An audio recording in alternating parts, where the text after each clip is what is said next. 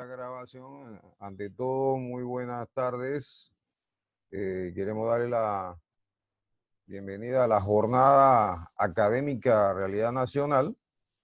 El día de hoy, 4 de marzo, tenemos la presentación del licenciado Rodolfo Marciscano, que va a hablarnos sobre las compras y contrataciones en los gobiernos locales como proceso de gestión pública. El licenciado Marciscano tiene una licenciatura en economía, muchos años de experiencia, trabaja en el municipio de Antón en compras públicas desde hace 8 años, ha trabajado también en las unidades de compra del INRENARE, tiene experiencia en proyectos de MIPYME, micro, pequeña y mediana empresa, y tiene un diplomado en contrataciones públicas del año 2020. El objetivo de este trabajo es visibilizar y transparentar a través de la experiencia los procesos de compras públicas y su comprensión a todos los panameños. Así que, sin más, queremos darle la bienvenida al licenciado Rodolfo para que tenga su exposición en esta jornada académica Realidad Nacional. Tiene la palabra, licenciado. Mil gracias, profesor. Muchas gracias por su invitación. Me complace estar con su selecto grupo de expositores que anteriormente ha tenido y también con el público que es presente y los compañeros, pues todos profesionales que nos acompañan hoy. El tema nuestro que usted nos invitó a que pudiéramos un poco facilitar se denomina las compras públicas o contrataciones en los gobiernos locales como proceso de gestión pública, ¿no? En realidad, lo que nosotros queremos hacer con esto es visibilizar el proceso, ver el proceso, entender un poco el proceso, nuestra experiencia, ¿verdad?, del proceso, cómo se vive el proceso en los gobiernos locales, ¿verdad?, y qué ha implicado para los gobiernos locales lo que es la compra pública. Porque anteriormente el tema no se hablaba mucho de compras públicas. Regularmente nunca se habla de compras públicas, excepto de que haya un escándalo por un convenio, un contrato, una obra mal hecha, ¿no? Pero aparte de eso, de los inconvenientes que tienen las compras públicas, también detrás de eso hay todo un elemento que sustenta el desarrollo nacional y aporta al desarrollo del gobierno, ¿verdad? En el desarrollo comunitario. Entonces, la idea es verlo por ese punto de vista y, sobre todo, qué ha implicado, el reto que implica para los gobiernos locales el que se asume ahora con la ley de descentralización, donde ya formalmente se le asignan fondos a las juntas comunales y municipios para manejar compras públicas, con montos más significativos, por supuesto. Aquí están las compras públicas, ¿verdad? Contrataciones, las compras y las contrataciones del gobierno como proceso de gestión pública. Primero, queríamos entrar en una definición general, ¿no?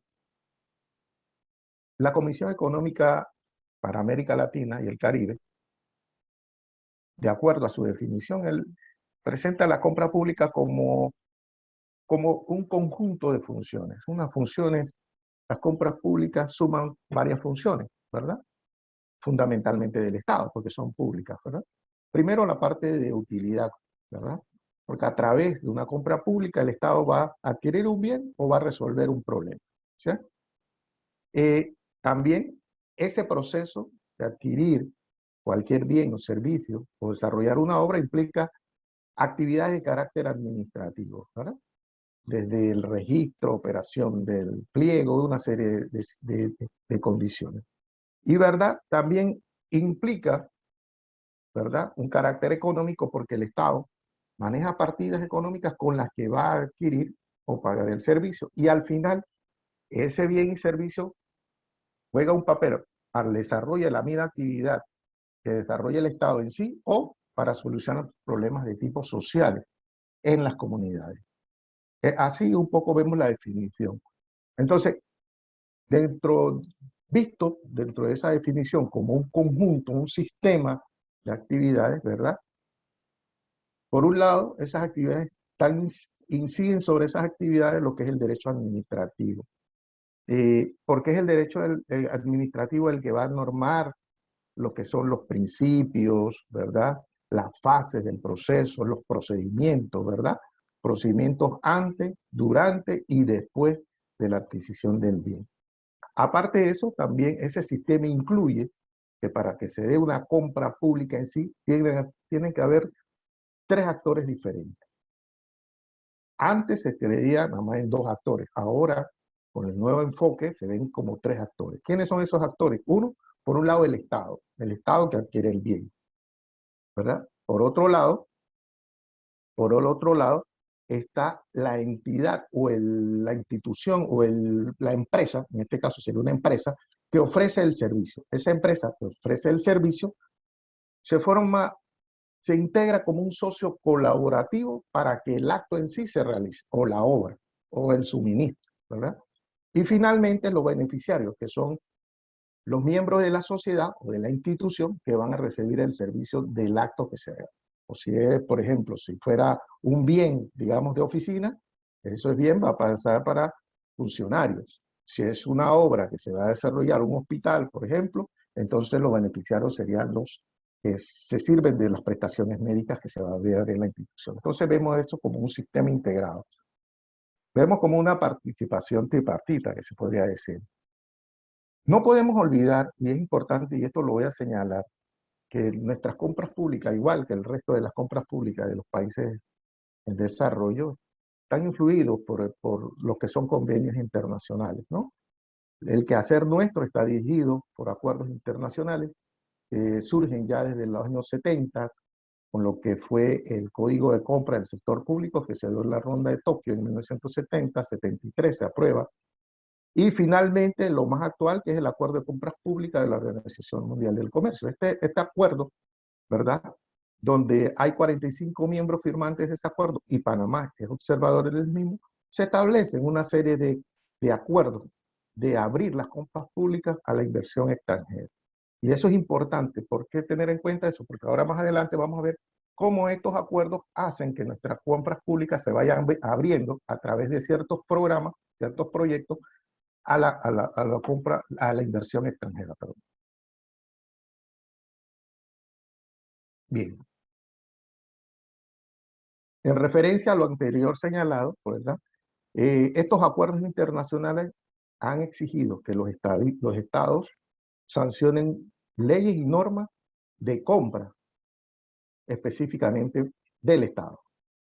También han especializado o han obligado a que el Estado especialice instituciones en el tema de compra. También han obligado a la reasignación de funciones de distintos organismos, ¿verdad? Y la implementación de procedimientos en compras públicas. Y al final también exigen la formación del recurso humano de las compras públicas en las instituciones.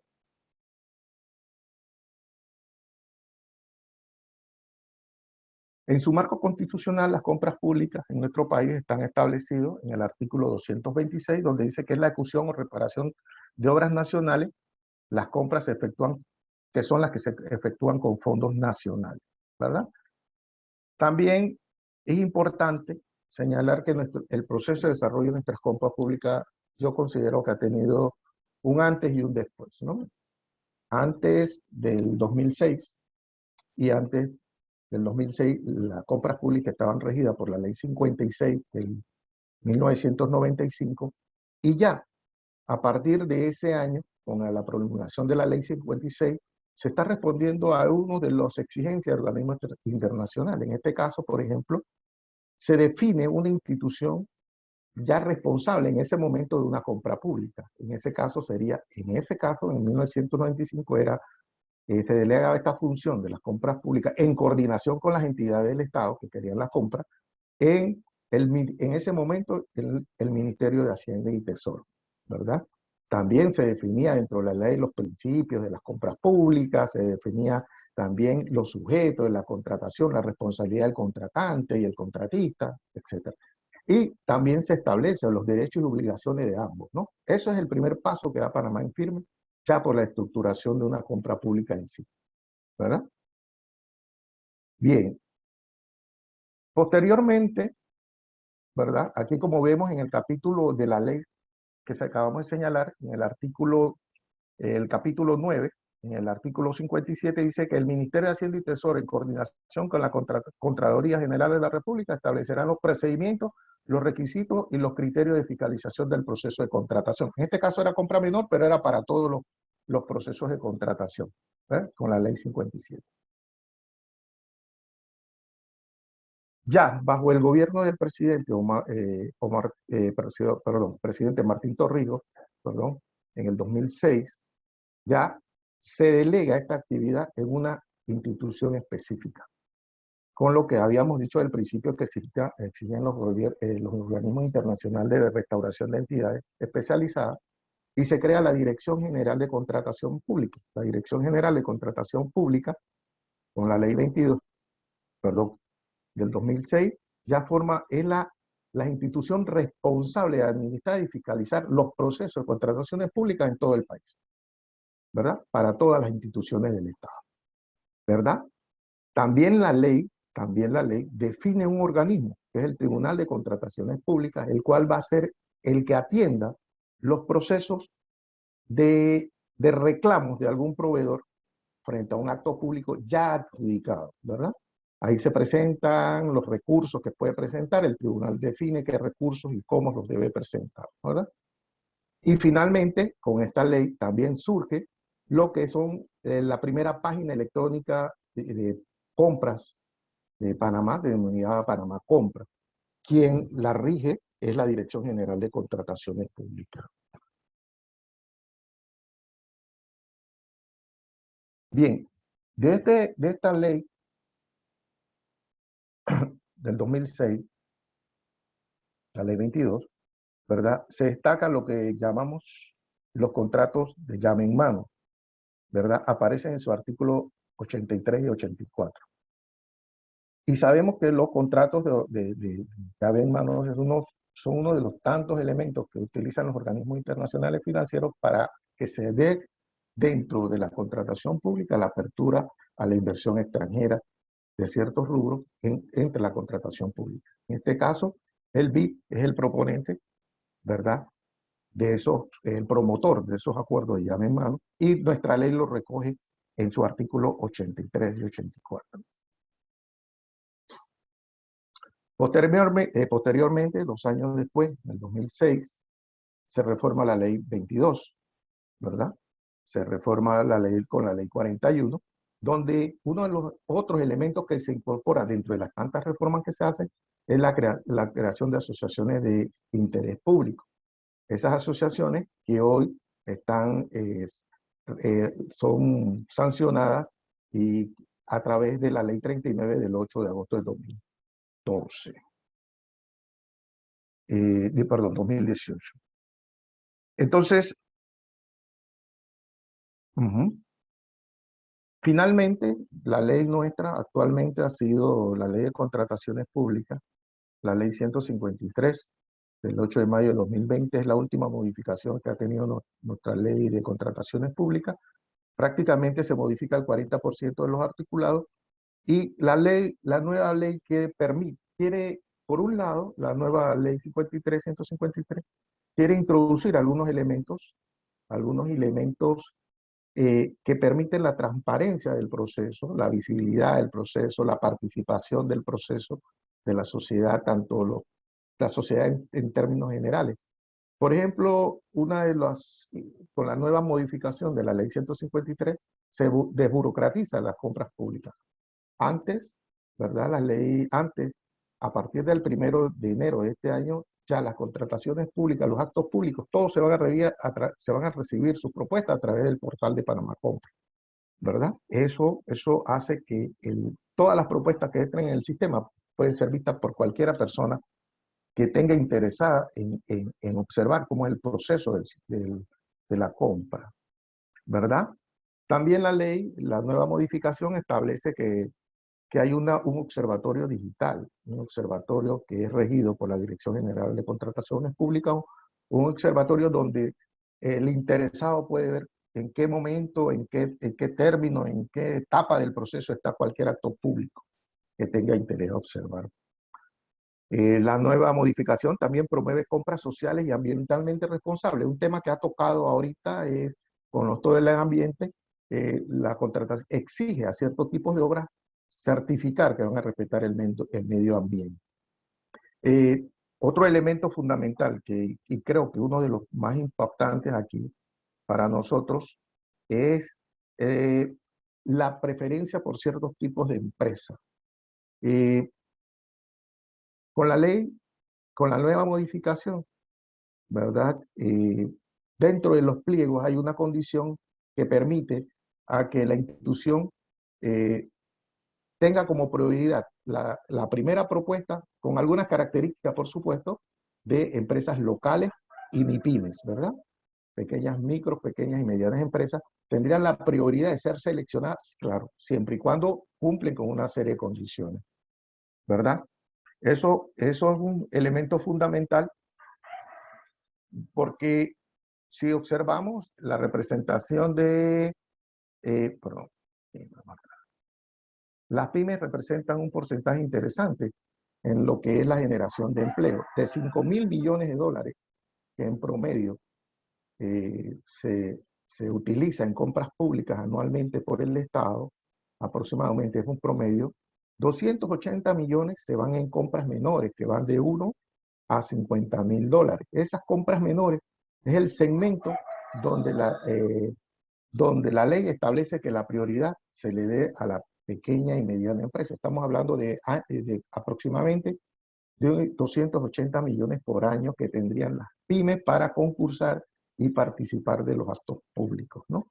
También, también la ley establece la preferencia por empresas nacionales en actos de 1 a 5 millones de dólares, ¿verdad? Siempre y cuando la entidad lo solicite y no haya en el momento ningún participante que haya firmado su país algún convenio que tenga que ver con reciprocidad en la compra pública. Entonces, si no existe ninguna condición así, o no hay ningún proponente que exija ese derecho, la entidad puede licitar actos de 1 a 5 millones con empresas nacionales. Claro, y la ley también define qué son empresas nacionales.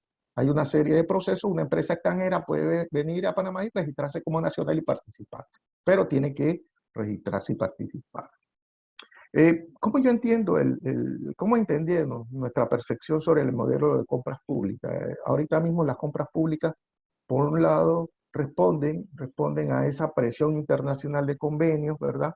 Y por ejemplo, en el caso de Panamá, específicamente Panamá, como pueden observar en la filmita, ha firmado varios tratados donde el tema de contratación pública ha sido analizada en algunos de sus capítulos, ¿verdad? Y ahí ponemos el tratado y los capítulos referentes a que han tocado el tema de contrataciones públicas. O sea, hay una apertura hacia ciertas necesidades, no todas, ciertas necesidades y ciertas cuantías de compra del Estado. Pero se está haciendo la apertura, ¿verdad? En el artículo 9 de la ley 153. También, por otro lado, el modelo nuestro está viendo también, dada la relevancia social y económica de lo que significa la contratación pública, $5.000 millones al año promedio, ¿verdad? Se está viendo, es lo que señalaba anteriormente, una preferencia hacia la protección de ciertas empresas, como lo señalábamos anterior, de tipo de carácter locales, MIPYME y empresas nacionales. ¿No? Eso entonces lo utiliza, es una herramienta que el Estado está viendo cómo utiliza, para ser utilizada en la activación de la economía en áreas locales, regionales, ¿verdad? Comarcales, ¿verdad? Que inciden sobre toda la gobernabilidad que se dé en la región, ¿no? El empleo y otras cosas. Aquí decíamos lo que señalamos anteriormente, las micro y pequeñas y medianas empresas, MIPYME, representan el 97% de las empresas del país, ¿verdad? 40% del empleo a nivel nacional y el 30% del Producto Interno. Y para ello están calculados 280 millones en promedio de compras públicas dentro de los 5.000 millones, ¿no? Que pueden participar. La pregunta es, bueno, después de todo eso, ¿cómo usted vincula las compras públicas con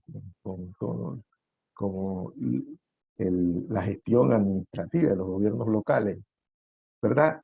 Y es casualmente ese vínculo entre las compras públicas que ya hemos definido y las normas que tienen que seguir todas las instituciones, inclusive las juntas comunales y los municipios, de las compras públicas, se liga a través del llamado proceso de descentralización. ¿Sí? Para muchos de ustedes y para todos, algunos compartimos que para el proceso de descentralización en nuestro país, ¿verdad? Se, se inicia, para muchos entendidos, se inicia en el año 1971 con la creación del régimen municipal y las comunales. ¿Ves? La ley, estamos hablando de la ley 105 de 1973 y la ley 106 sobre el régimen municipal. Entendemos que la estructura está, había un, un regente del gasto público, que es el alcalde, ¿verdad? Un gerente administrativo, ¿verdad? Un jefe administrativo que dice la ley, ¿verdad? ¿Verdad? Que es la parte administrativa, y por el otro está el consejo que actúa en su fase legislativa, ¿verdad? El consejo, y se entiende que los municipios en conjunto, órganos legislativos y administrativos, tienen que regentar lo que es la función del municipio, ¿verdad?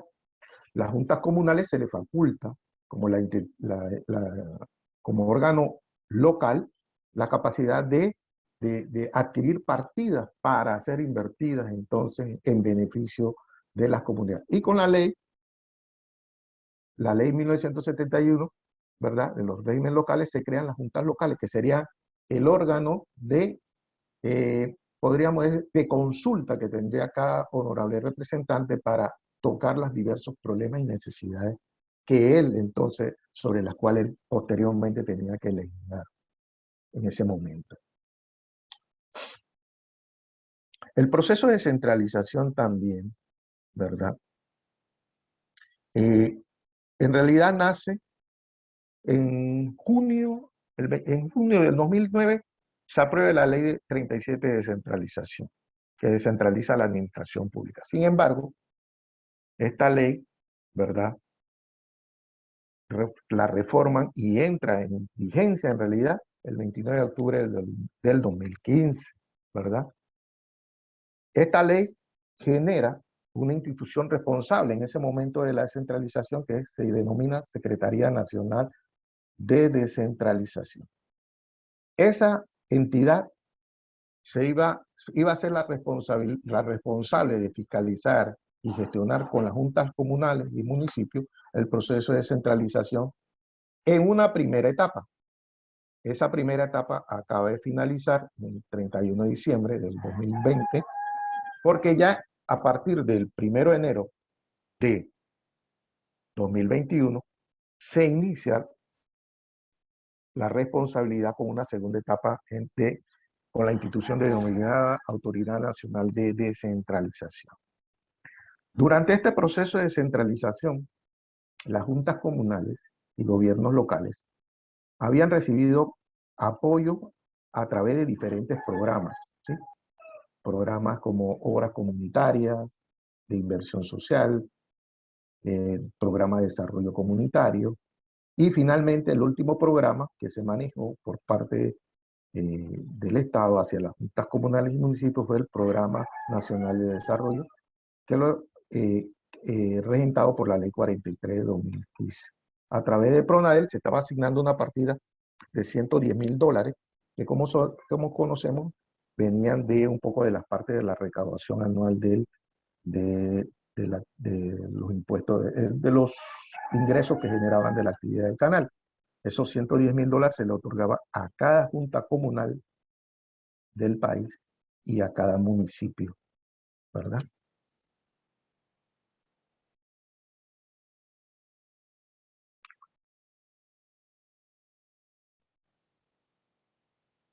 Bien, para un pequeño informe que abarca del periodo 2016 al 2019, ¿verdad? El gobierno había transferido solo otra cosa.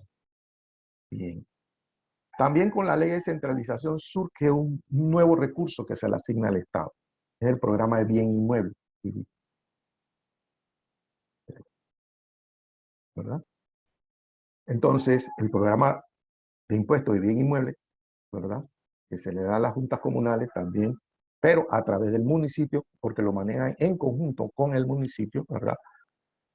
Solo dentro del periodo del 2016 al 2019, solo en el programa IBI, el Estado había otorgado a los municipios en el país 478 millones, ¿verdad?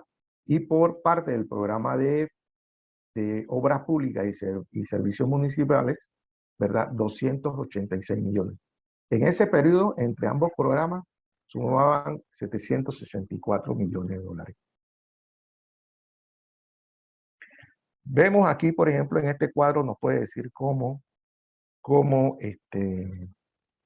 las instituciones, los municipios, juntas comunales reciben los diferentes apoyos del Estado. Por un lado están los subsidios que reciben aquellos municipios subsidiados, ¿verdad? Y sabemos que para recibir eso tiene que correr por una serie de condiciones, ¿verdad? Se le aporta si es necesario, la parte de subsidio, los fondos fijos por junta comunal, que son $110,000 por el programa de inversión, también los saldos que queden de remanente que no se ejecutaron en el periodo anterior, y la transferencia de bien inmueble. La transferencia de bien inmueble, en promedio, con una fórmula que tiene establecido el MEF, le toca regular, lo mínimo que le tiene que tocar a cada municipio son $500,000. Eso también depende de la recaudación que ejecute el programa, el impuesto de bien inmuebles por el año anterior, ¿verdad?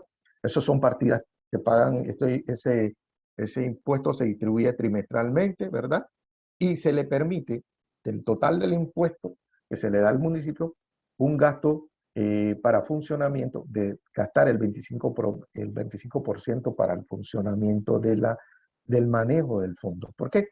Pues esos fondos ambos, el programa de inversión, que se le permite el 20% del gasto de inversión también, de funcionamiento, ambos tienen que tener una unidad ejecutora de ese programa. Ese programa tiene que tener por lo mínimo un contador, tiene que tener ingenieros, que son los que levantan los proyectos específicamente, ¿verdad? Tienen que tener el encargado de compras, ¿verdad? El abogado que redefine los pliegos de cargo y absorbe las consultas de carácter legal dentro del proceso que presente algún proveedor.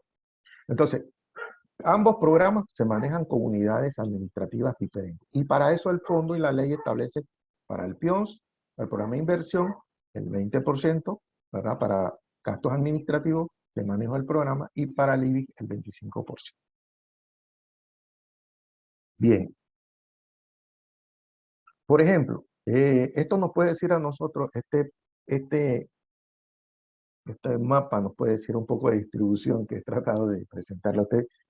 Según el último informe 2020 que presentó este año, ya la autoridad de descentralización, acuérdense, esto lo ejecutó, entregó él la secretaría, pero en realidad el informe lo está presentando este año, ya la autoridad de descentralización. Podemos observar en términos muy generales, una sumatoria que hicimos allí, ¿verdad? De lo que recibió en total cada municipio entre el programa de inversión y todo lo que señalamos anterior, subsidios, programa de inversión y gastos no atribuidos, saldos que quedaron remanentes, y el programa del IBI, ¿no? Teníamos, por ejemplo, nosotros podemos observar que en la comarca Noveble, con 70 corregimientos, recibió 18.4 millones, por un lado, por ejemplo. Los Santos, con 70 corregimientos, recibió 16.9 millones. Claro, Panamá, todo lo que es Panamá, el área central de Panamá, que abarca toda la provincia del área del Puente para acá, podemos decir que recibió con 56 corregimientos 126 millones de dólares, ¿verdad? Y así sucesivamente, ¿verdad? Con la distribución, acuérdate que la distribución es como la habíamos señalado anteriormente. Esta distribución se hace en base a todo esto saldos que la Oficina de Descentralización le otorga al municipio para el próximo año. Bien, una cosa que tiene la ley, que ha permitido la ley de descentralización, e inclusive la ley de compras públicas, ha permitido que, por ejemplo, las juntas comunales es la parte de flexibilidad, le llamo yo la parte de flexibilidad, porque con lo de la pandemia nadie estaba preparado con la pandemia. En el caso de la pandemia, ¿no? Nadie estaba preparado con una situación de pandemia. Si bien es cierto, eh, eh, la estructura del gasto de los diversos programas permite incluir ítems como, por ejemplo, seguridad social, vivienda, salud, educación, deporte. La situación de pandemia no es muy considerada por los honorables o los concejales o los alcaldes, ¿verdad? Se considera y se le asigna una partida presupuestaria. Como la pandemia fue un tema que nos agarró prácticamente de sorpresa, la flexibilidad de la ley permitió, de verdad, que sustentada en la resolución 11 del 13 de marzo del 2020 que decreta el estado de emergencia nacional y la circular 03 del 2020 de la Secretaría de la Administración, ¿verdad? Se pudiera implementar, ¿verdad? Se pudiera implementar, modificar el presupuesto de funcionamiento del 2020 ya aprobado para generar lo que era un proyecto que se denominaría Proyecto de Suministro de Bienes y Servicios para la población afectada en caso de desastre y emergencia nacional. ¿Qué se podía comprar? Como no se realizaron obras en el 2020, la mayoría de las juntas comunales, a través de esta modificación, pasaron todos los saldos presupuestarios que tenían asignados, en este caso del programa de inversión de PIOS, lo pasaron, ¿verdad?, a emergencia social. Eso permitió que las juntas comunales tuvieran la flexibilidad de apoyar la gestión de gobierno en facilitarle a la población afectada por pandemia de insumos como insumos de médicos, ¿sí? Médicos como desinfectantes, cloro, mascarillas. También permitió la compra de bolsas de alimentos, ¿verdad? Los enseres, cualquier cuestión, inclusive si había una necesidad de comprar camillas para un centro de salud, también lo podían hacer a través de ese proyecto. O sea, se flexibilizó la ley para poder hacerle frente a la gestión de la pandemia. Esa es una de las cualidades que permite la ley, la flexibilidad, ¿verdad? Pero la asignación de fondos, ¿qué ha significado para las juntas comunales? Ahí entran los retos, ¿verdad? No solamente se descentraliza, se da fondo, partidas, pero también ese asignar responsabilidades, nuevas responsabilidades por manejo de partidas, ya ustedes pueden ver con cifras bastante significativas, ¿verdad? También implica retos para las juntas comunales, por ejemplo. Ese reto fundamentalmente es en la organización de la unidad de funcionamiento que tenga cada proyecto, ¿verdad? Cada programa. Entonces, ahí ya estamos hablando de personal técnico, que habría que, por ejemplo, un contador público. El contador, la ley lo establece que es idóneo, ¿verdad? Ese contador tiene que estar con una idoneidad para darle seguimiento al programa, al manejo presupuestario, ¿verdad? Tiene que haber un abogado, tiene que haber un ingeniero o arquitecto o un técnico idóneo, que es el que hace los levantamientos de los programas, en este caso de los proyectos, y es el que va a garantizar que la obra se desarrolle tal y como se establece en los pliegos establecidos de la licitación o de la compra pública. También otro reto que es importante dentro del programa de centralización y el manejo de los fondos que asigna a las juntas comunales, ¿verdad?, es la consulta ciudadana. La consulta ciudadana es una condición obligatoria, es totalmente obligatoria, ¿verdad? La consulta de ciudadana para que al municipio o a la junta comunal se le apruebe el programa de inversión del programa IBI o del programa programa de inversión de obras públicas para el próximo año, ¿verdad? Tiene que haber una consulta ciudadana. Esa consulta ciudadana es avalada, ¿verdad? En estos momentos ahora será por la autoridad de descentralización, ¿verdad? ya esta consulta de ciudadana cambia el carácter de las juntas comunales, juntas locales, y ahora se llaman juntas de desarrollo locales que están integradas, ¿verdad?, por 11 miembros de la comunidad y que se rotan cada 2 años en promedio, ¿verdad? Es allí, en conjunto del honorable, con los diferentes miembros de las diferentes juntas de desarrollo local de su corregimiento, son los que van a decidir en qué proyectos son prioritarios en que se inviertan los fondos de ambos, tanto del programa de inversión como del IBI, ¿verdad? También, otra herramienta que se le permite a la ciudadanía la participación va a ser el Observatorio de Compras Públicas, que va a ser una herramienta que va a ser administrada por la Dirección General de Contrataciones Públicas, pero se le permite incluso, ¿verdad?, la participación. Otro elemento, ¿verdad?, porque el ciudadano puede ver el acto público interesado. Ya no tiene que ir a la oficina a preguntarnos y que, oiga, ¿cómo está el acto tal? No, él directamente va y lo busca y ahí le dice cómo va el procedimiento de la compra pública, si no se adjudicó, si está en etapa de evaluación, ¿verdad? O si ahí hubo una controversia y se apeló, se impugnó el acto, cosas de ese tipo, ¿no? Otra cosa interesante, ¿verdad?, con el fortalecimiento de la gobernabilidad y la participación ciudadana, es que a partir de este año, del 1 de enero, con el nacimiento de la autoridad de descentralización, se genera algo. Se debe escoger un vocero comunitario que participe dentro del observatorio de compras públicas de cada distrito. Esa va a ser una persona que va a representar los intereses de la comunidad frente a la observación de los procesos de diferentes de los que se están llevando en el municipio, en los programas, ¿verdad?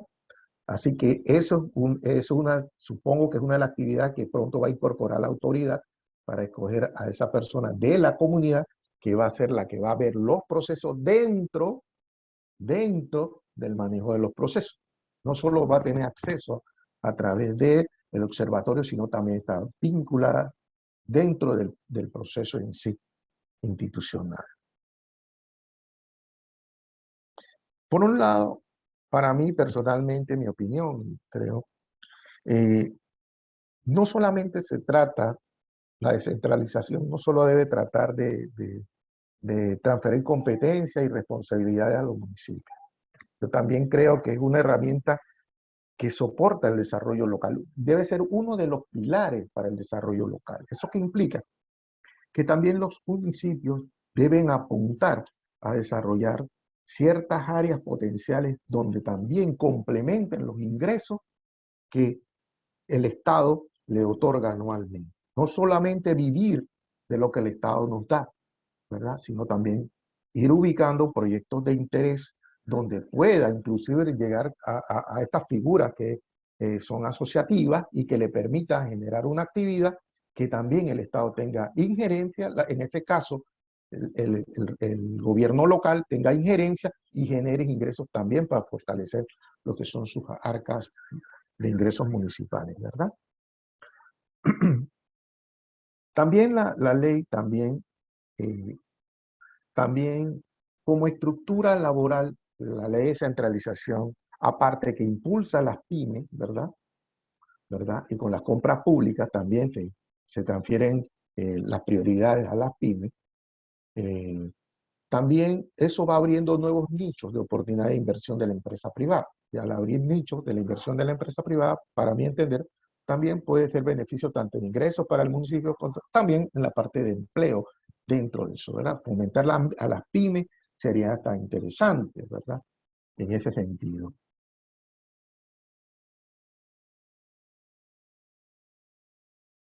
Finalmente, creo que me pasan los 40 minutos. Finalmente, uno de los grandes retos que tiene la descentralización y las compras públicas, ¿verdad?, que aparte de todas esas aperturas que estaba permitiendo la ley, la nueva ley 153 con las compras públicas, y también la apertura de la participación ciudadana que le está dando la oficina, la autoridad de descentralización a través de la ley, ¿verdad?, de centralización, hay un gran desconocimiento de la ciudadanía a esa participación que es vital, porque no es como se piensa. Las juntas comunales o los honorables no manejan, y es un tema que a veces la comunidad no logra captar o no sabemos explicarle. Las juntas comunales o los honorables no manejan dinero en caja. O sea, eso no es una caja menuda. Ah, tú tienes 1.000.000 y ese millón está en caja menuda. No, eso no es así. El uso de esos dineros lleva todo un protocolo. Antes, durante y después. ¿Verdad? Antes, la consulta ciudadana no se usa si el ciudadano no dice en qué se usa. La mayoría, por supuesto. Porque al final la mayoría decide cuál es la prioridad para el corregimiento o para el distrito. Sí, la mayoría de la Junta de Desarrollo Local, por un lado. Entonces, a veces usted escucha que la gente piensa que el honorable carga el dinero o el alcalde, que no, eso no es así. Eso está asignado a partidas presupuestarias custodiadas por el banco y fiscalizadas por la Contraloría de la República, ¿verdad? Antes y durante el acto de adjudicación, eso está regentado por la Dirección de Contrataciones Públicas. Una vez que se adjudica y no hay impugnaciones, eso pasa a ser fiscalizado por la Dirección General de la Contraloría General de la República en cada municipio. Ellos ven la parte legal, la parte técnica, todo. Si el proyecto hay que subsanarlo, se subsana. Inclusive a veces, por algunos temas no subsanables, ¿verdad? Hay que inclusive el acto público, hay que cancelarlo y se cancela y se planifica, se corrige y se publica nuevamente. Después de eso se firma el contrato de la participación mancomunada del socio que a través del contrato va a hacer la obra y esa persona termina el acto. Ese acto terminado, ¿verdad? Ese acto terminado, por ejemplo, el edificio construido, pasa a un proceso de fiscalización, donde la unidad de ingeniería técnica de la Contraloría fiscaliza si está de acuerdo al contrato y al pliego de cargo técnico que se licitó. ¿Correcto? Si eso cumple, se le paga la cuenta inmediatamente, se entra en el proceso de pago. Si no es así, la Contraloría hace las observaciones y la institución tiene que corregir, si no lo ha corregido, las inconsistencias que se presenten en la construcción o en el servicio adquirido, ¿no? Después de eso, entonces que se hace efectivo el pago, ¿verdad? Los pagos que se realizan en estos proyectos pueden ser de varias formas. Pueden ser pagos al finalizar la obra, ¿verdad? Al 100%, pueden ser pagos parciales de 50% al 100%, o pueden ser pagos divididos en periodos del 25% o 20 periodos. Eso se pone en una cláusula o lo establece el COP. Así que no hay pagos en efectivo en ningún momento, ni hay una cuenta que maneja la Junta Comunal del municipio en efectivo, no. Eso es todo un proceso, ¿verdad? Que suceden muchas cosas que inclusive a veces genera alguna apatía por los proveedores porque dicen, coche, el Estado me va a pagar, pero la ley dice que el pago debe hacerse dentro del término de 30 días recibida la obra. Pero recibir la obra es el problema, porque la obra tiene que cumplir. Si la empresa no subsana lo cumplido, no puede pedir pago. Entonces, esa es una de las cuestiones. Eso son cosas que no hemos podido transmitir a la ciudadanía, y a veces usted escucha pues que los comentarios desfavorables por lo que es las compras públicas, ¿sí? Bien, que se den o no en otros lugares, pues, bueno, sin embargo, en nuestra institución, el municipio o los municipios, ya que tenemos a la unidad de fiscalización de mano, es muy difícil que se dé una situación así. Y esto pues es un tema que en la medida que la comunidad se entregue a participar dentro del proceso de descentralización, creo que van a ser cosas que van a ir siendo aclaradas y vamos a esperar una crítica con mayor veracidad y apego a la realidad. Bueno, doctor, muchas gracias. Creo que hasta allí pues mi intervención para no alargar mucho más el tema, pues en resumida, pues tenemos eso, ¿verdad? Sí, sí, los municipios con la descentralización y la modificación de la ley 22, pues tenemos retos, hemos asumido responsabilidades y estamos tratando de adecuarnos a esas situaciones, ¿no? Así que, pues ahí dejamos un poquito lo que sería la conclusión. No sé si... Excelente, excelente, licenciado Marciscano. Yo creo que es sumamente importante este tema para esclarecer a la ciudadanía temas que son bastante o poco transparentes. Las personas no lo entienden. Creo que tiene un valor el hecho de que se dé la descentralización como factor de participación ciudadana. Mm, Además de esto, creo que es importante que sea una forma ágil de poder desembolsar dineros para ayudar en el caso de desastre, en el caso de pandemia, como usted lo ha mencionado, y creo que es una forma ágil también de promover a las MIPIMES.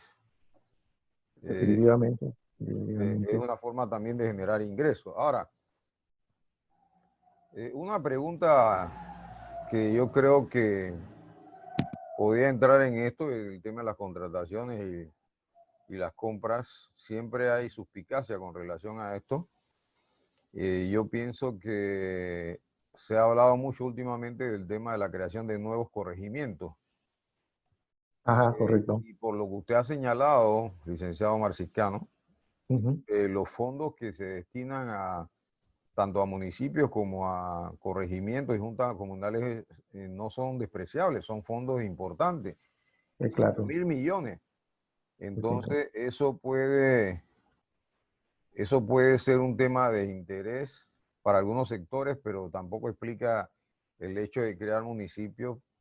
Puede ser una forma de accesar a esos recursos. ¿Qué piensa usted con relación a eso? ¿Cuál es su opinión profesional? Bueno, entendíamos nosotros que con la cantidad de municipios a la fecha que existían antes de la pandemia, y juntas comunales, la intención de la ley era ir transfiriendo mayor cantidad de recursos a las juntas comunales. Y eso se iba a hacer a través del el programa de inversión de obras públicas. En este año siempre se arrancó con $110,000. Sin embargo, si la pandemia y todos los otros elementos que se han presentado no se hubieran dado, ya el gobierno pretendía adjudicarle una mayor cantidad, casi porque la ley de la Autoridad Nacional de Descentralización, por ejemplo, la Autoridad Nacional de Descentralización, ¿verdad? También implica en esta etapa con la autoridad, una evaluación del rendimiento de las juntas comunales. Y las juntas comunales que iban cumpliendo y ejecutando su partida a un ritmo aceptable, el próximo periodo se le iba a asignar una cantidad mayor. Podríamos hablar de $110,000 más para el próximo año. Entonces ya no serían 110,000, sino $220,000. Y así sucesivamente. Sin embargo, como se dio la pandemia, este, se frenó todo eso, por ejemplo, pero sí es un compromiso de la nueva etapa de la ley evaluar a las juntas comunales y reasignarle nuevas cantidades en sus recursos. ¿Qué sería si se da el crecimiento de otros municipios que pueden tener su sustento en, en, en la parte estructural de los corregimientos? Porque hay corregimientos que abarcan demasiado. Hay unos muy pequeños, como hay muy pequeños, hay unos que excesivamente, el honorable prácticamente no se ve porque vive en dos mundos, ¿verdad? Entonces, si se diese que hay nuevos municipios, pienso que sí, se van a reasignar esos fondos que tal vez se estipulaban se tendrían que reasignar, y tal vez se diera una reasignación de fondos en menor cantidad. Pero sí, si se dan nuevos municipios, nuevos corregimientos, definitivamente el Estado tiene que asignarle su partida, así como la veíamos en la exposición, su subsidio, porque lógico, van a ser lugares que no generan ni para mantener la planilla del municipio, así que hay que darle subsidio, hay que darle parte del programa de inversión de obras públicas, sus $110,000 que por ley le otorgan, y su parte en el caso del municipio, si fuera un municipio, sus $500,000 por fondo IBI. Claro, definitivamente, mientras más municipios haya, va a aumentar el gasto que se le asigna a lo que es el proceso de descentralización, ¿no? Eso sí. Hay una pregunta, profesor Marciscano. Gracias, gracias. El tema sería la ley, su cumplimiento, aplicación, administración o la ejecución de las obras. Esa es una pregunta de un participante. Eh, la ley, eh, la ley vinculada a las juntas comunales se refiere, o a las juntas locales. Bien, ok. En la medida que se le asigna, ¿verdad?, la facultad de gestar proyectos y contratar proyectos, los municipios y las juntas comunales deben, deben cumplir con lo establecido de la ley 22. O sea, por eso la Dirección General de Contrataciones Públicas con, por ejemplo, AMUPA, ¿verdad?, o con la Secretaría Nacional de Descentralización, coordinan procesos de capacitación, ¿verdad? Así que ahí es donde se liga la descentralización con las compras públicas, porque para poder comprar, ¿verdad?, con los dineros que le asignan la Junta Comunal, tiene que respetar la ley 22 y tiene que saber cuál es el proceso de la ley 22. Así que eso es un proceso que va mancomunado. Manejar la ley de contrataciones públicas, porque tienes que hacer tus procesos a través del cumplimiento de la ley 22. No puedes hacerlo a través de otro. Así que eso es un proceso que va mancomunado. La contratación de la obra con el desarrollo de la obra. Eso va mancomunado. No sé si con eso explico Sí, la pregunta. me No. parece que responde la pregunta. Otra pregunta que me interesa, porque tenemos aquí estudiantes de finanzas. Ajá. Usted es economista, Ujú. pero las contrataciones públicas usualmente yo veo que la manejan abogados. ¿Hay espacio para los profesionales de finanzas y banca? No, no, no, no, no. Bueno, sí, a mí me ha tocado ver muchos abogados en reuniones de capacitación y yo digo, ve, ¿qué hace este abogado aquí? Sí, no, no, no, no. Mire, este es otro elemento que tal vez estamos hablando, mire, estamos hablando de alrededor de 700 y tantas de juntas comunales. Cada junta comunal tiene que mantener un equipo que le administre su programa. ¿Eh? Programa de inversión tiene que tener un equipo. Ese equipo necesita por lo mínimo un contador público, un especialista en compras, sí, ¿verdad? Y, y el abogado, pero el abogado no es una persona que sea de cañón dentro del equipo, y un administrador. Y esa persona no es de cañón dentro del equipo. Es una, porque el abogado usted lo considera cuando hay algún acto que alguien le presenta a usted un recurso de reconsideración, una impugnación en ese caso, o en los pliegos, ¿verdad? Pero inclusive con la nueva ley, con la ley 153, ya los pliegos, ya prácticamente la Dirección de Contrataciones Públicas normó una serie de documentos, entre esos los pliegos. Ella dice, mira, los pliegos para obras creo que tengan esto. Los pliegos para servicios y bienes tienen esto. Así que usted no necesita ya mucho de un abogado, porque ese era anteriormente su. Cualquiera duda, cualquiera pregunta que tenga duda dentro del proceso, para eso está la asesoría legal, ¿verdad?, de la Dirección General de Contrataciones Públicas. Así que el abogado no está. Sin embargo, para los profesionales, que es la respuesta, del área administrativa, de contadores, ¿verdad?, de contadores públicos, dentro Financista. del financista, sí está la capacidad, sí existe el nicho porque la ley lo establece. La ley lo establece. Especialista en finanzas, especialista en, o sea, ¿verdad? Así que sí hay oportunidad. Imagínate, cada junta comunal tiene un equipo de 3 mínimo, así que multiplica eso por 700, son nuevas plazas de empleo que se abren para los profesionales diversos de ramas similares a la nuestra que participan dentro del desarrollo local, así que de las juntas comunales y el programa de inversión. Así que sí, sí, la respuesta es que esto es para nosotros, así usted lo quiere ver así, ¿no? No, No no, para los abogados. Los abogados que, están en otro esquema. es que la pregunta es precisamente porque nosotros tenemos en la Facultad de Economía, tenemos tanto economistas como estudiantes de finanzas y banca, y hay que darle luces sobre Ok. digamos, Ese es un nicho, eso es un nicho, veámoslo así, profesor. Un nicho, perdone que lo interrumpa, es eh, un nicho de laboral para nosotros. Pero mire, las contrataciones públicas ha sido un tema por ejemplo, yo trabajé compras en un departamento de compras hace ya,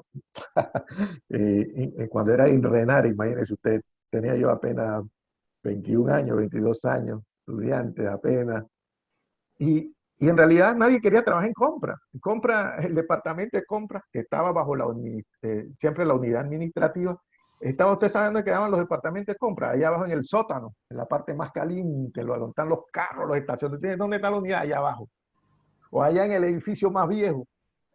¿Me explico? Entonces, las compras públicas nunca se manejaron con ese sentido de verdad que como se ve ahora, que las compras públicas, porque hemos dicho, hey, nosotros invertimos 5.000 millones de dólares al año, hey, esto es un elemento que impulsa el desarrollo y un tema que es la gobernabilidad a través de generar empleo y una serie de cosas. Entonces, las compras públicas eran anteriormente, ¿verdad? Vistas como, bueno, un castigo, ¿no? El funcionario que lo castigaban iba para allá para contratar. Vete para comprar. Ay, al sótano, a ver qué. Y me explico. Entonces, ahora no. Ahora con la ley 22 se está generando una carrera que se llama, que es supervisada por la Dirección de Contrataciones Públicas. Miren, es tan así que yo participé apenas el año pasado del primer diplomado, mire usted, diplomado en contratación pública que se generó en Panamá. El primer diplomado de contrataciones públicas. No hay maestría, no hay posgrado, no hay especialidad, no hay nada de eso. Imagínense cómo estamos nosotros en la formación del recurso humano. Esa es una gran tarea que tiene ahora la Dirección de Contrataciones Públicas con las universidades, formar ese tipo de equipo de personas, ¿verdad? O una especialidad en ese tema, ¿verdad? Que va a generar que tengamos un recurso como lo ven el resto de países del mundo, el primer mundo, ¿verdad? Sí, nos preguntan si la ley de descentralización ha logrado su efectividad a través de los municipios. Sí, ¿cómo evalúa usted esto?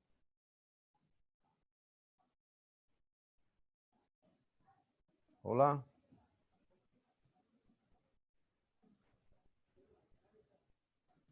Hola, hola. No me diga que el internet.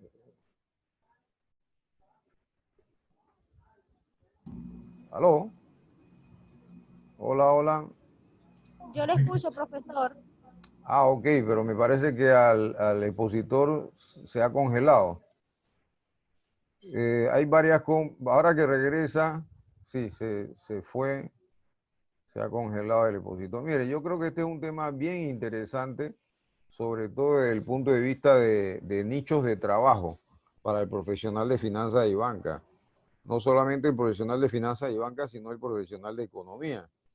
Y que no necesariamente son comprensibles o están claramente abiertos, porque el licenciado Marcicano nos ha hablado eh, a través de lo que sería la experiencia propia, ¿no? Entonces, yo siento que una de las cosas que más se pueden desarrollar como orientación profesional a los estudiantes es, por ejemplo, poder decirles que en este espacio hay una posibilidad laboral, porque yo creo que no se visibiliza así. Y realmente el licenciado Marcicano ha podido estar ahí sencillamente porque en un momento dado estuvo vinculado con compras. Pero de alguna manera, no sé si el profesor Lee tiene algún tipo de visión de esto, pero podríamos nosotros desde la facultad promover probablemente seminarios de gestión en donde podamos incorporar algunos elementos para que los estudiantes vayan con una experticia en el tema de estas compras, que pueda servirles, sobre todo los de finanzas o los de economía, para tener algo de cintura y la colocación en estos espacios. No sé qué piensa el profesor Lee. Sí, sería se podría considerar como una asignatura adicional, ¿verdad? El tema de las contrataciones públicas, porque eso involucra conocer la legislación al respecto, ¿verdad? No solamente de la ley de las contrataciones públicas, sino también la ley de los municipios. Yo lo que quería era preguntarle bueno, la descentralización es un tema que está en boga y que esto permite a los municipios asignar los recursos Ok. de manera eficiente, ya que se asignan de acuerdo a las necesidades locales y no en base a criterios del gobierno central. Ahora, esa descentralización implica que quienes van a administrar el recurso financiero otorgado por el gobierno central sean personas, ¿verdad?, que se requiera cierto grado de calificación, conocimiento, ¿verdad?, en la parte técnica, y también ser consciente y moral, ¿verdad?, honesto en la parte, perdón, moral. Porque tenemos el caso del alcalde me estaba acordando, el alcalde de Arraiján, que utilizó los recursos para financiar un equipo del cual era el dueño. Bueno, con las consecuencias que ya todo el mundo conoce, de que fue sancionado, ¿no? Entonces hay que tener también como un equipo de... Ya te di entrada para que te un equipo de auditores, ¿verdad? Y también un grupo de financistas que sepan, ¿no?, administrar estos recursos financieros. Porque muchas veces se ponen a personas escogidas por los políticos sin mucha preparación, y entonces eso tiene sus efectos negativos sobre cómo se asignan estos recursos que le da el gobierno central a las comunidades. A veces se necesita un puente y no se puede, ¿no?, construir un puente, digamos, sobre una quebrada. Así que es interesante esta descentralización, pero eso implica, ¿verdad?, conocer a fondo, ¿no?, tener el recurso humano apropiado para manejar esos recursos, un control en el uso y revisión posterior por la auditoría, que eso la ejerce la Contraloría General de la República, y de esa manera, ¿verdad?, hacer que los recursos se asignen eficaz y eficientemente. Ok, me parece, profesor. El licenciado Marciscano tuvo un bajón, bueno, estas son cosas que pasan, tuvo un bajón y se está tratando de reconectar nuevamente.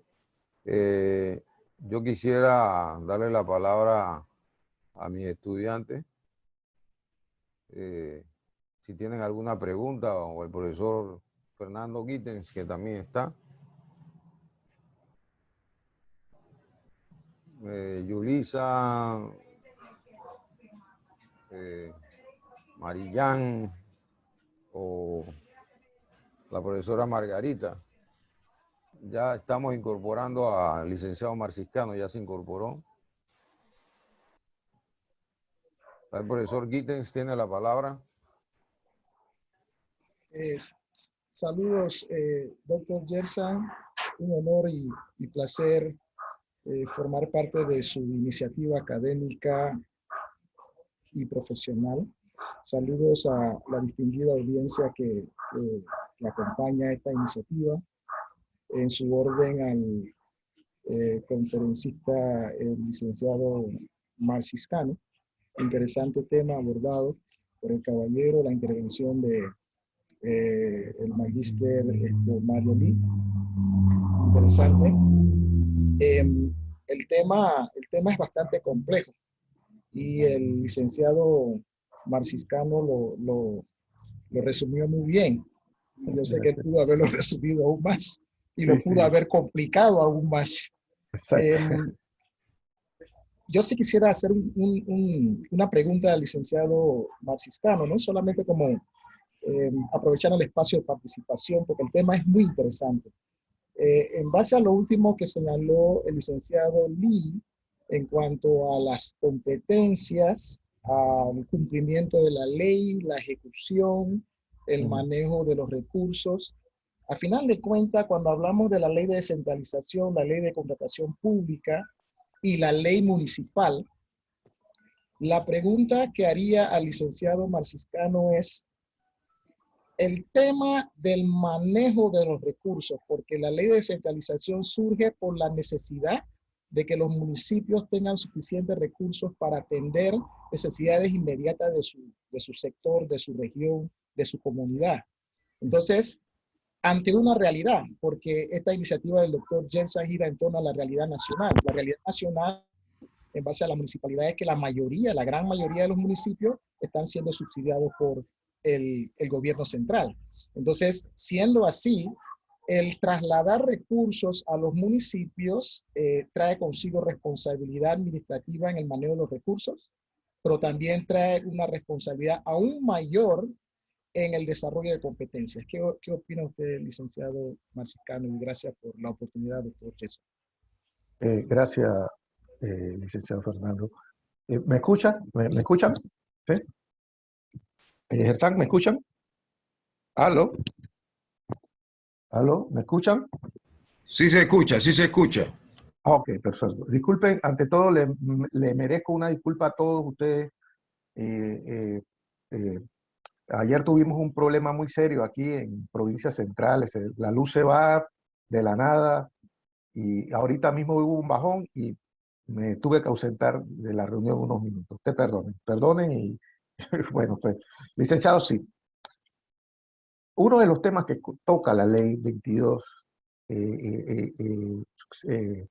reformada por la ley 53, es el aumentar las competencias. Una de las cosas que yo critico de la ley, y yo lo he dicho mucho en seminarios que hemos ido, porque por un lado la ley te exige mínimo que los funcionarios se capaciten mínimo en 40 horas al año en capacitación de la ley 22 y los procesos de contratación diferentes que existan, ¿sí?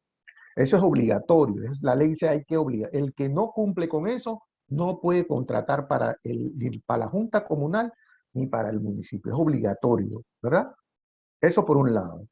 Pero yo le decía la otra vez que en la modificación de esta ley nueva se hicieron 2 capítulos para sancionar al empleado público que no cumplía con la ley 22 o los procesos. Y yo digo, pero no hablo, ni un párrafo señala que hay que darle incentivo a la gente que lo hace bien, ¿verdad? Entonces depende cómo tú quieres, cómo tú capacitas. Tú lo estás capacitando por motivarlo o por coerción. Tú, si no cumples esto, te pasa esto, te suspenden, te multan, te botan, hasta preso puedes ir. Si te comprueban alguna causa de la que te están acusando durante el proceso de contratación pública. ¿Y qué sucede? Las empresas privadas son muy... Apenas ven un problema, dicen, no, fulano se compró la empresa lo compró, por eso dijo que era esa empresa. Entonces es importante lo que usted señala. Hay que, el funcionario que se capacita en compras públicas, ¿verdad? No solamente tiene que manejar los procesos como tal, como establece, sino también tiene que manejar elementos del el proceso administrativo, ¿verdad? Y procesos de ámbito legal. O sea, no solamente es ver el proceso, no, tú tienes que manejar una serie de elementos, inclusive a veces tienes que tú también hacer observaciones a la parte técnica, hasta ese grado, ¿verdad? La competencia mía en este caso no es solamente publicar los pliegos técnicos que me dan, no, yo tengo que revisar esos pliegos técnicos. Así que yo tengo que tener lógica de muchas cosas que a mi haber no me corresponden, pero yo tengo que estar porque yo sería un filtro para evitar publicar algo que tenga inconsistencias técnicas y después, ¿qué pasa? Tengo que echar el acto para atrás porque había una inconsistencia que si usted adjudica ese acto, la Contraloría no se lo va a refrendar. ¿Por qué? Porque tiene inconsistencia técnica.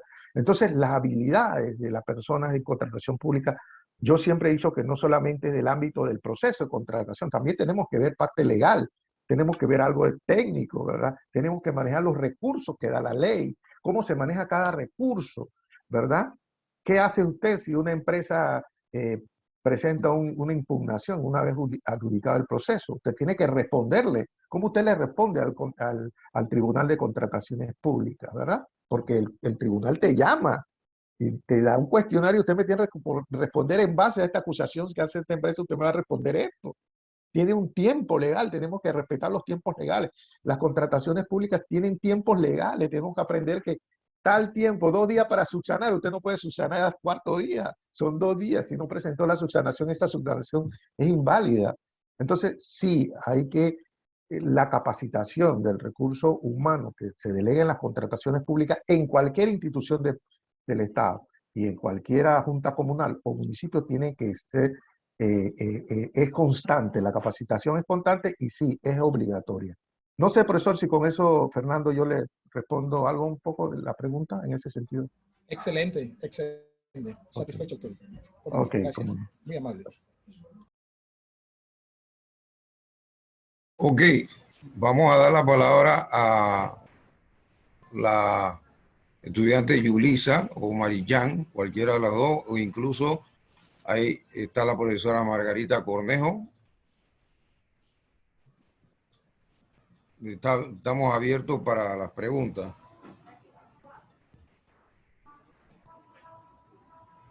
Me parece que ha sido excelente. Hay unos participantes que me están pidiendo le mande el link. Estoy en eso, pero me parece que hay mucho interés en este tema y también el interés de que los estudiantes de economía, los estudiantes de finanzas puedan aprovechar este conocimiento como una posibilidad laboral. Profesor, si me permite un segundo. ¿Sí? Yo pienso que nuestra facultad, con el respeto de los otros compañeros de otras facultades, ¿no?, que nos acompañan, pero digo, también está la facultad de administración de la universidad también.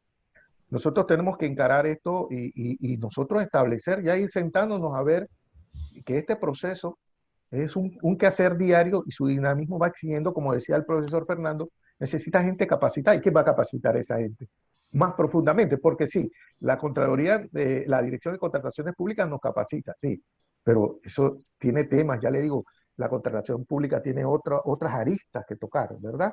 Entonces, ¿quién serían los responsables de esa labor? ¿Sí? Y elevarla, ¿por qué no?, de diplomado a una maestría o cosas así, o una especialidad dentro de las facultades, ¿no? Creo que eso también, y ahí está el nicho, las oportunidades, ¿verdad? Para los jóvenes, porque en realidad eso debe ser para los jóvenes, ya más para ya nosotros, pues, yo me veo ahí que ya yo, pues ya, hay que hacer el relevo generacional y para los jóvenes con los que se vayan especializando. Nosotros los orientamos, los capacitamos, pero ellos ya serán los del futuro de esto, ¿no?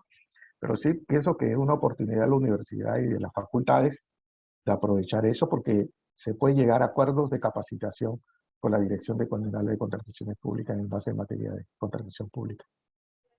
Sí, aquí también se han incorporado algunos, el profesor Alejandro Rodríguez, que es un contador y economista, se ha incorporado algunos estudiantes y el tema es un tema que amerita una segunda vuelta para tratarlo porque es sumamente interesante. Nosotros este programa esta grabación, ¿no?, o este evento lo vamos a subir a YouTube, pero sí es importante, por ejemplo, contar con estos conocimientos para estudiantes que han estado tratando el tema, que les ha interesado el tema. Aquí realmente lo que vemos es un tema nuevo, un nicho nuevo de mercado y también una posibilidad para, sobre todo en este tiempo, en donde nosotros queremos abrir puertas a los estudiantes para poder de alguna manera capacitarlos, que sus conocimientos, dónde lo pueden aplicar. Y entiendo que es bien remunerado, licenciado Marcicano. No se le escucha.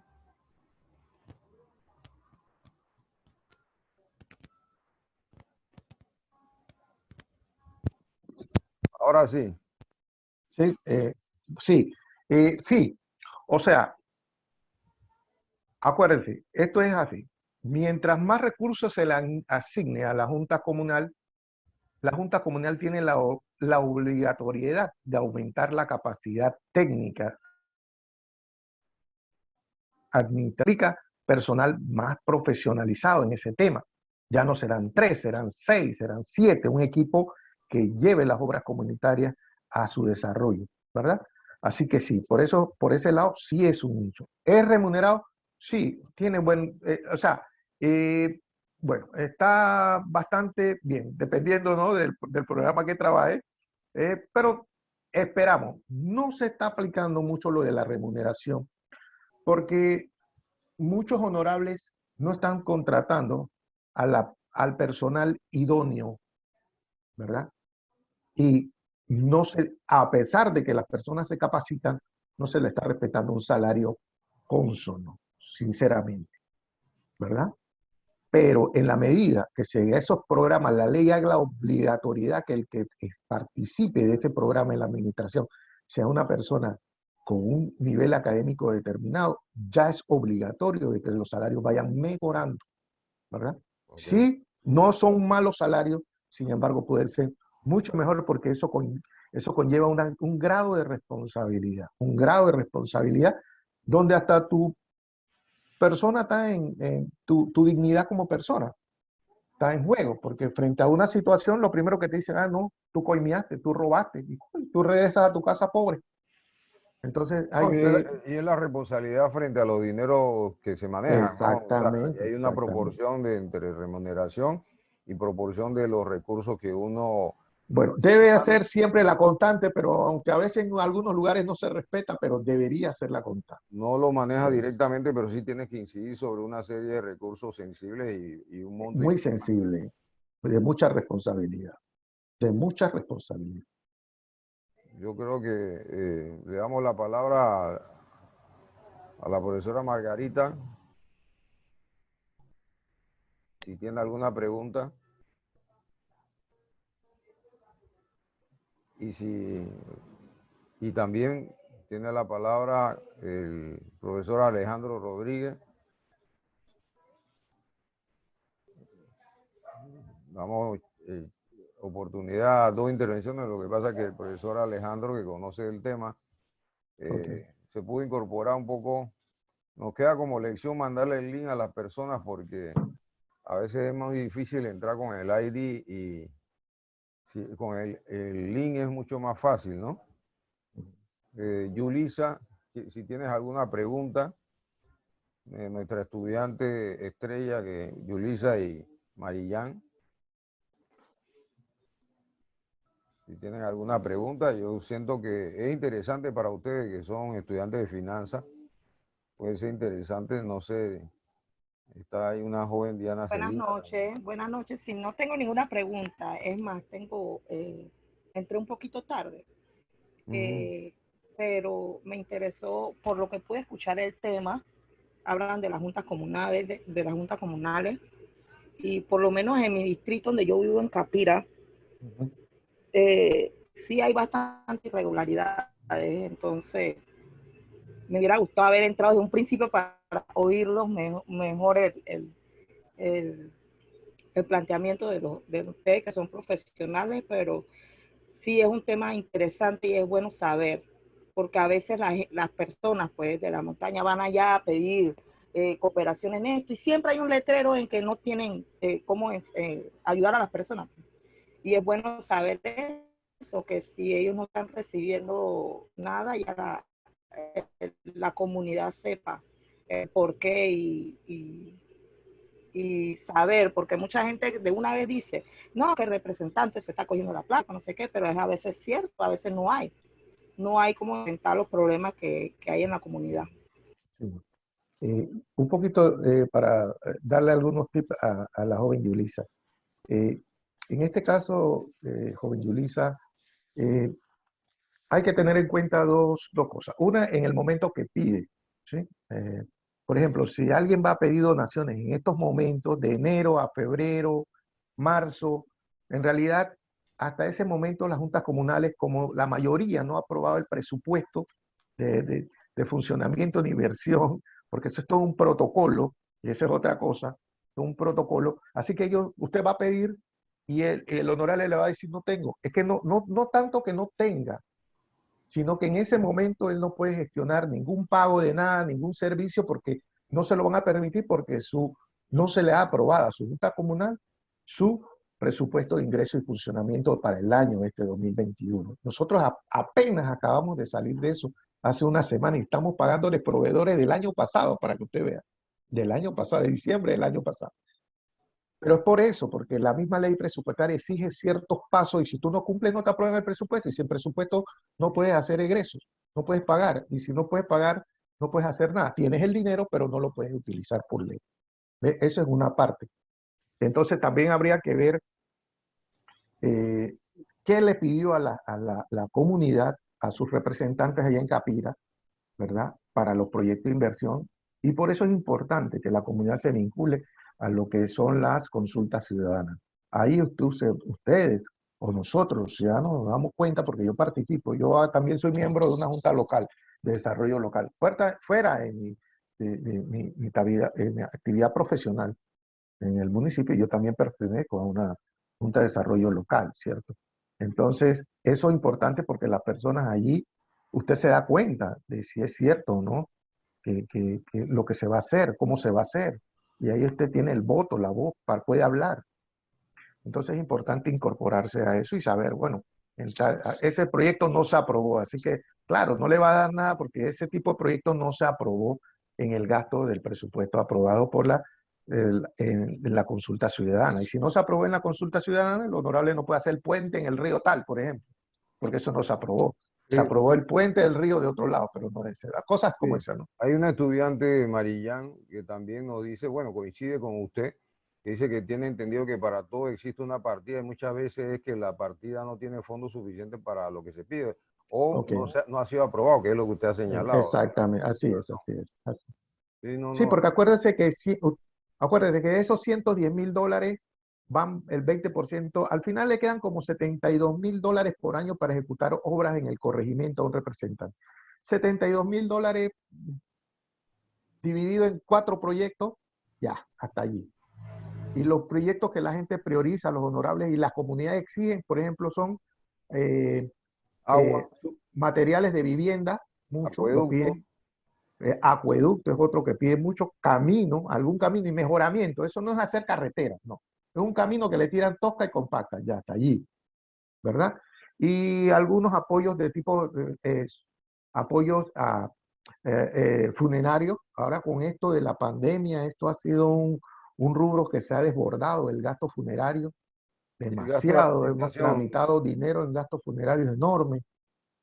Y lo otro... Disculpe, usted nos señaló también que han apoyado con el bono solidario, pero con fondos del municipio. No. El fondo solidario es una cosa aparte. Eso lo maneja el Estado. Paralelo al bono solidario, el municipio apoya. Sí.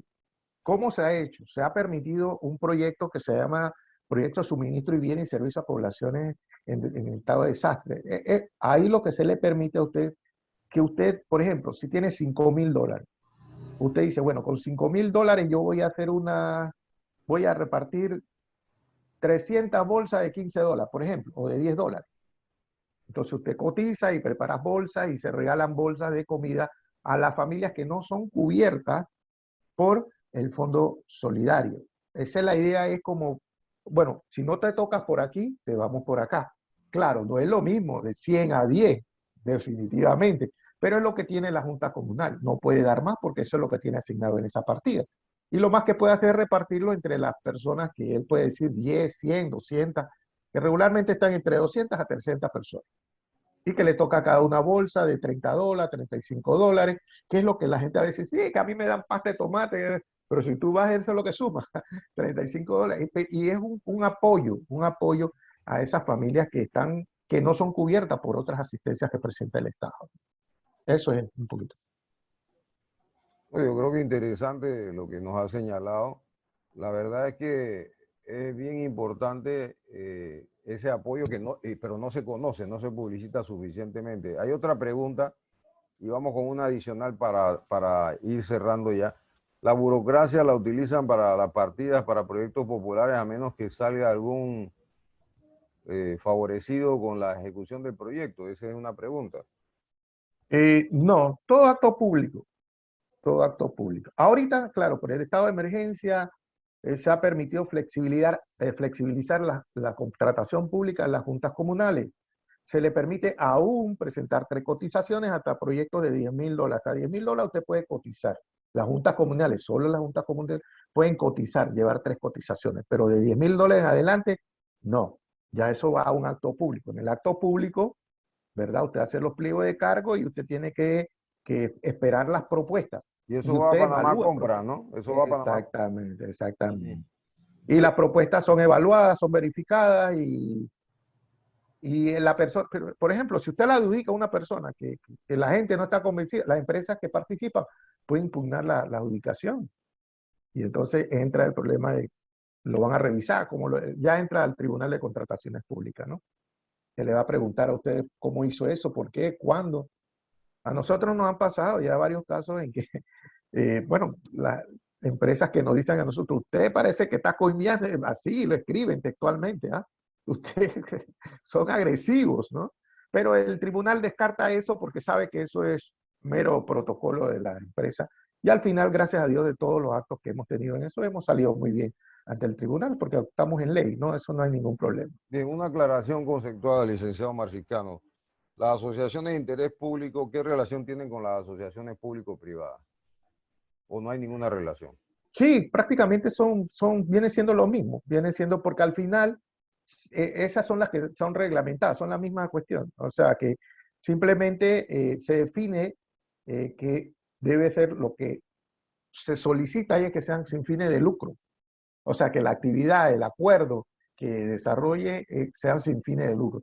Y se establecen algunos principios en que se va a recuperar la inversión en un plazo determinado, se le da algún por el manejo administrativo, una serie de cosas.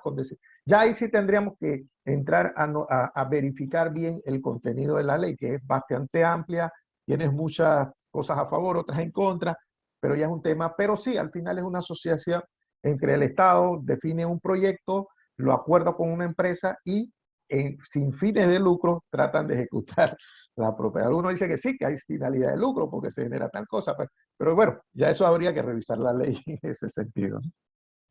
No, excelente, excelente. Bueno, ¿hay alguna duda con relación a las cotizaciones? ¿Hay algunas preguntas con relación a eso? Si se inflan las cotizaciones, pero ya usted ha dicho que la Contraloría verifica eso. Ok, bien.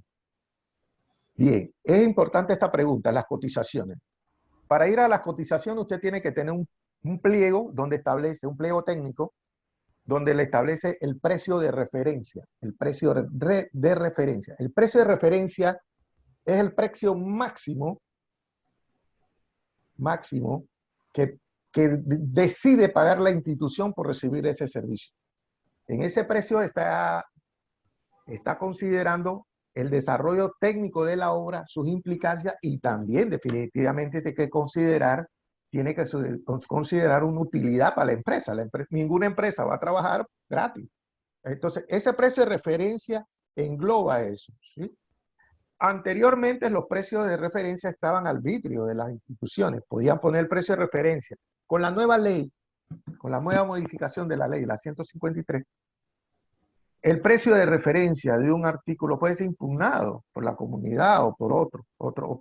Porque, y una vez que se presenta una consideración a ese precio de referencia ante la Dirección de Contrataciones Públicas, la Dirección de Contrataciones Públicas, comience una investigación de cómo usted estableció ese precio de referencia.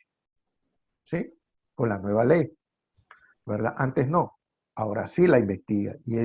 Inclusive, si la Dirección de Contratación Pública considera que ese precio de referencia cumple con lo que dice la persona de que está inflado, entonces manda a suspender el acto público.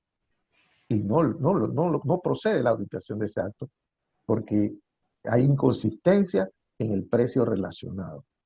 Si es un tema que se considera en la ley. Pero si nadie dice nada, o sea, hay una garantía de transparencia y de manejo. Exacto. Si usted se queja, lo atienden. Si no se queja nadie, ¿qué dice la ley? Se procede, ¿no? Así que sí hay, pero sí hay transparencia en ese sentido. Era un tema muy tocado anteriormente, el tema de Sí, de la sobre transparencia de los precios de referencia. Ahora la ley lo recogió y sí, tiene la Dirección de Contrataciones Públicas puede señalar si es o no adecuado ese precio de referencia. no, y sobre todo en el tema de las Buenas tardes, profesor. Buenas tardes, profesor Alejandro. Tiene la palabra.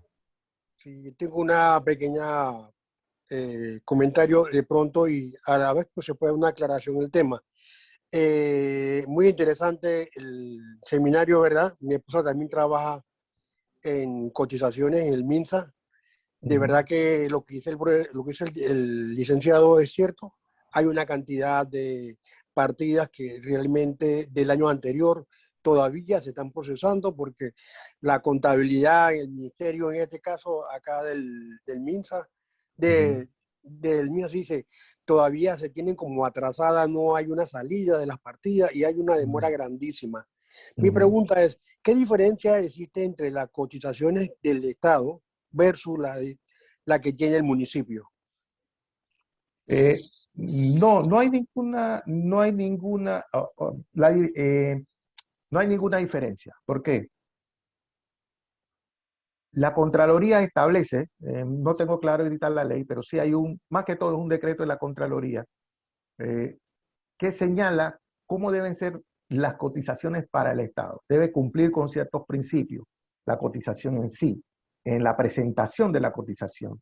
Debe llevar y detalla los puntos que debe llevar, por ejemplo, si es el país de origen, la marca, si lleva garantía, por ejemplo, si está disponible en el momento que tú lo pides, una serie de condiciones, ¿no? Y nosotros tenemos que cumplir, igual que ustedes o las entidades, el resto de las entidades, con esas características. Aquí no hay que el municipio, la de nosotros, sea diferente a la de ustedes. No, tiene que cumplir con los mismos puntos que desarrolla la Contraloría en la presentación de las cotizaciones. Estamos hablando de la parte física, de la estructura de la cotización. Pero la cotización regularmente se pide en base a los pliegos que hacemos nosotros, a la requisición que le llaman, ¿verdad? Nosotros en la requisición, bueno, a los que manejan esa parte, saben que es lo que pide la institución. ¿Qué pide y cómo lo pide? Esa es la requisición, ¿no? Y con base a esa requisición, entonces se hace la cotización, ¿verdad? Nosotros tenemos camisas, por ejemplo, si fueran camisas talla M, de tela tal, expandible, que no se aje, esas son las características del bien, ¿no? Entonces nosotros definimos eso en la requisición y con eso vamos a cotizar. Ya las empresas nos presentarán ese mismo artículo con las mismas cualidades, si viene de China, si lo produce Japón, si lo produce Europa. Entonces, y nosotros nos vamos siempre con la relación en la cotización del mejor precio. Pero mejor precio no significa sacrificar la calidad del bien solicitado, ojo, ¿no? Es que eso no significa. Usted puede tener un mejor precio, pero usted puede decir, no, es que no cumple y si no cumple con las especificaciones que usted tiene, usted no tiene la obligatoriedad de aceptar esa cotización, aunque sea la más barata, ¿verdad? Entonces pasa a revisar la otra cotización. Pero en cambio, pues, para nosotros manejar las cotizaciones, y ahora con la ley, a partir de abril, a partir del 1 de abril, ahorita mismo tenemos una apertura en las juntas comunales de pedir cotizaciones en línea o pedir cotizaciones físicas, porque nos lo permitió la ley con el decreto que amplió el término de la pandemia, ¿no? Pero la ley dice que solo, ahorita el decreto dice que solo hasta abril. A partir de abril de este año, del 1 de abril en adelante, ya nosotros, las juntas comunales y los municipios, excepto aquellos municipios donde no haya internet, ¿verdad? Certificado, que no haya internet, entonces sí pueden pedir cotizaciones físicas, pero en cambio nosotros ya a partir de abril todo es en línea, cotizaciones en línea, ya igual que el resto de las instituciones del Estado, todas las cotizaciones vienen en línea, ¿verdad? No sé, profesor, si Sí, correcto, Alejandro, si transparente. con eso le respondo o me fui por otro lado. Sí, me respondió.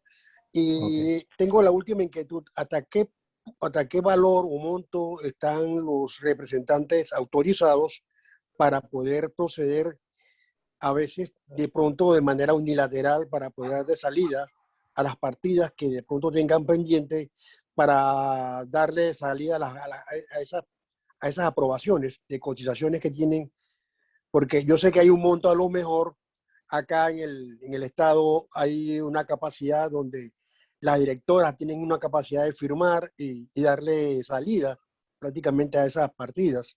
En este caso, en las juntas comunales es responsabilidad del honorable firmar todos. Cualquier cotización de $1 hasta la licitación que haga de, qué sé yo. Bueno, regularmente nosotros no pasamos en licitaciones de 800.000, $900.000, hasta ahí más o menos el promedio de las licitaciones que manejamos. Perdón, Es cuando habla responsabilidad. profesor, cuando habla de honorable, ¿se refiere al alcalde o a los representantes? Yo entendí honorable representante. ¿Entendí? ¿No? Ok. Sí, a los representantes, correcto. Ok. Me estoy refiriendo a los representantes. Sí, ellos tienen sí, ellos en base a lo que ellos establecen, si su proyecto es de $50.000, ellos tienen que firmar el contrato con el interesado por esos 50, y ellos autorizan la compra, porque ellos tienen que firmar, si el acto es público, es a través de Panamá Compra, hay un acta que se emite finalizado y la aprobación del acto por el sistema Panamá Compra, él tiene que firmar esa acta como responsable. Así que ahí dice en ese acta y que director de finanzas, bueno, ahí esa parte la firma el honorable representante. Él tiene la facultad de firmar todo. Es su responsabilidad firmar. Es así, es su responsabilidad. Ahí no firma. En caso del IBIS, sí, eso lo firma el alcalde ya. Es así, ahí la firma el alcalde porque el IBIS lo maneja, es el alcalde, el municipio maneja los fondos IBIS, la administración. En ese caso, el tesorero, claro, en conjunto con los honorables, pero el que firma todo, ahí es el alcalde, es el responsable. En los fondos IBIS. En fondo Pronadel, entonces, y el en fondo el fondo IBI Pronadel es el significa, honorable representante. el fondo IBI significa impuesto de bienes inmuebles. Exactamente. Correcto. Bueno, yo creo que excelente exposición, buenas preguntas. Creo que hemos sido suficientemente ilustrados. Agradezco a los participantes, a la profesora Margarita Codonel, al profesor Alejandro Rodríguez, al profesor Mario Lee, al profesor Fernando Gittens, Griselda Castillo, a la estudiante Marillán Alzadid, Ana Marciscano, el profesor Cristóbal Joseph, Diana Celina, Julissa Rivas y Javier Medina, que también está por aquí. Es que yo quería hacerle una pregunta, como se cortó la comunicación. Ok, perfecto. Ok, la última sí, pregunta de la usted que es el experto, y cómo hizo el alcalde de Arraiján poder financiar su equipo de fútbol, creo que era. Sí, eso el famoso equipo de fútbol. Sí, exacto. Es que él, en realidad, él no financió el equipo de fútbol, él lo tenía nombrado en el municipio. Él los nombró a todos. Todavía peor, ¿no? Sí, él los nombró. El problema es que él no tanto financió, él nombró a algunos, no todos, tampoco a todos, ¿no? Algunos, me imagino, no los conozco personalmente, pero me imagino que para él fueron los más los que más goles hacían, pues, supongo. Los nombró en el municipio dentro de la estructura municipal. ¿Ve? Entonces, ese fue el beneficio que le dio él. Así que, y él como preso, autoridad... Creo que quedó preso por eso, ¿no? Bueno, creo que se está en eso. Pero él, como administrador del municipio, tiene la facultad de nombrar a cualquier funcionario. Después que cumpla con una función dentro del manual de cargos que tenga el municipio, él puede nombrar a cualquiera persona dentro de la entidad. Okay. Así como también puede votar, como le llamamos nosotros, ¿no? Despedir en este caso. Tenemos una última pregunta. En el momento de ejecutar una compra, ¿por qué cada fiscalizador tiene un criterio diferente antes de refrendar? ¿A qué se debe eso? ¿Qué tan complicado es crear un manual de cargo para que los fiscalizadores se rijan bajo los mismos parámetros para que haga un solo criterio y no se maneje tanto documento de subsanar? Bueno, es la pregunta. Buena pregunta. Parece que la persona que la hizo ya la ha pasado por las manos de los fiscalizadores. Bien, es un tema que siempre hemos tocado en los seminarios. Cuando siempre le decimos a contrataciones públicas, oiga, pero usted hace seminario con nosotros y que dónde está la gente de la Contraloría. Ellos tienen que estar aquí para que se enteren de lo que usted dice, ¿no? Creo que hay cierto roce, por decirlo así, muy suave, entre el papel que juega la Dirección de Contrataciones Públicas y la Contraloría, ¿sí? A veces, según uno viola el principio del otro y según el otro viola el principio. Entonces, hay cierto que eso ya es una cuestión que hay que entrar a definir a nivel del gobierno. Bien, ese tema de la discrecionalidad. Bueno, la discrecionalidad del fiscalizador es amparada por la ley que protege al fiscalizador de la Contraloría. Si uno le dice a usted, esto es azul y verde, para que yo se lo refrende, usted hágalo azul y verde. Si el otro le dice, hágalo azul, verde y anaranjado, usted hágalo azul, verde y anaranjado. El cuestionar, eso está a discrecionalidad del fiscalizador.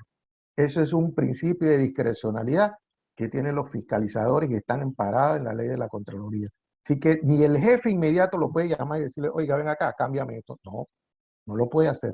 Eso es a discreción. Si es una cuestión comprobada, muy agravante, tal vez lo llamen a conversar y decirle por qué, pero no pueden hacerlo cambiar de opinión frente a los documentos que solicitan, ¿no? Ese es un tema que hemos visto y pues esa es la respuesta que nos han dado directamente de la Contraloría cuando está en ese problema, porque sí, cada vez que cambia un fiscalizador en los municipios, siempre decimos, este llega con un libro nuevo. Es cierto. Hay unos que son flexibles y te permiten, pero hay otros que vienen con la ley de frente que no te permiten absolutamente nada. Entonces, y nosotros sustentamos que si bien es cierto la ley rige el principio, ¿verdad? Pero la ley tampoco es un elemento coercitivo para que no se haga. ¿Sí? Entonces, la ley no puede ser un elemento para impedir que se haga el proceso. Debes cumplir con la ley, pero la ley también debe ser flexible para que la obra se realice. Al final, el beneficiario se entiende que es la comunidad, ¿verdad? Entonces, digo, en el caso de las juntas comunales. Así que no sé si responda a esa pregunta del joven o de la joven. Yo creo que excelente respuesta. Solo vemos que uno de los participantes tiene una cruz celta ahí en su logo. Javier una cruz celta. Esa no es muy común, pero los que conocemos el tema sabemos que son las cruces celtas. Bueno, agradecemos al licenciado Rodolfo Marciscano por su excelente exposición. Agradecemos la participación de todos los asistentes a esta jornada académica Realidad Nacional, a nuestras estudiantes, a los profesores, les agradecemos y esto lo vamos a colocar en las páginas de YouTube para que ustedes puedan accesar, sobre todo Yulisa y lo que el profesor Alejandro Rodríguez, si pudieron entrar un poco tarde, y de pronto orientarlos en esta situación. Les esperamos el próximo jueves, que tendremos otra interesante exposición. Muchas gracias, le agradecemos a todos, un abrazo y que pasen feliz noche. Gracias.